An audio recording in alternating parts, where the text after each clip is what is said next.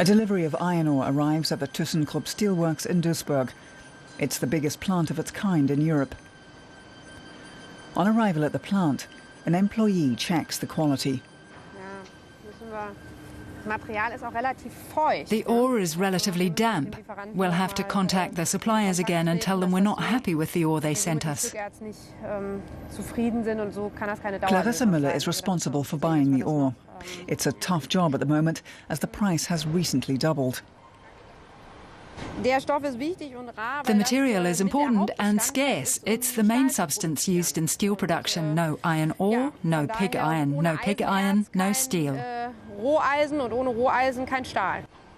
But there's so much here. Where's the problem?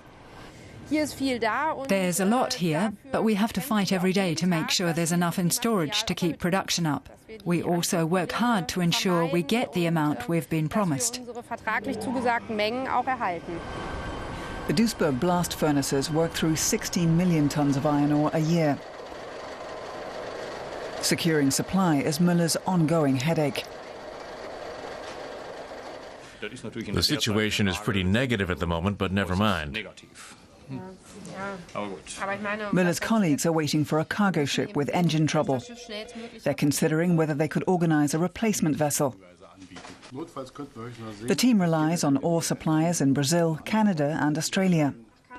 There are only a few big suppliers in the world.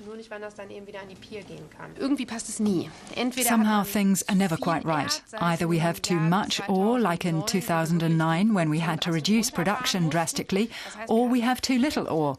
But during the past 3 years, I've never experienced a time when we've had exactly the right amount of ore. Ausreichend genau die richtigen Mengen da hatten, habe ich nur noch nicht erlebt. The demand for ore is insatiable, and you can't simply turn off a blast furnace. Everything has to be kept ticking.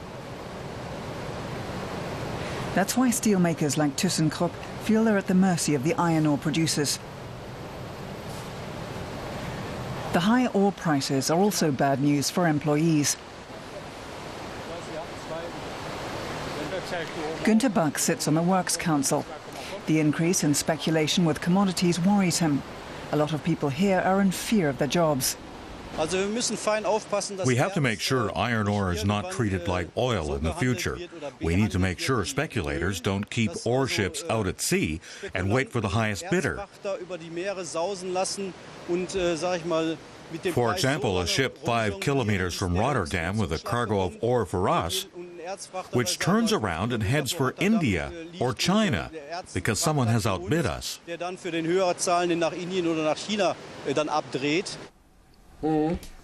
In the purchasing department, Clarissa Müller gets a sense of China's clamouring for iron ore.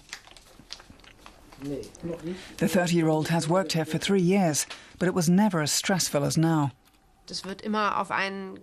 People are always watching you and watching what happens on the ore market. The pressure is enormous. ThyssenKrupp passes the pressure on to its customers and has raised steel prices exactly like the competition. Sheet steel products like this are wanted by the automobile industry, so the high price of ore has knock-on effects across German industry.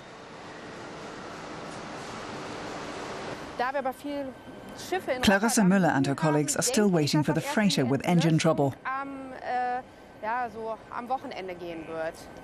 Supplies are getting low. We can only hope things will improve. But she fears the global demand for iron ore will continue and worries there will be no let-up in the foreseeable future.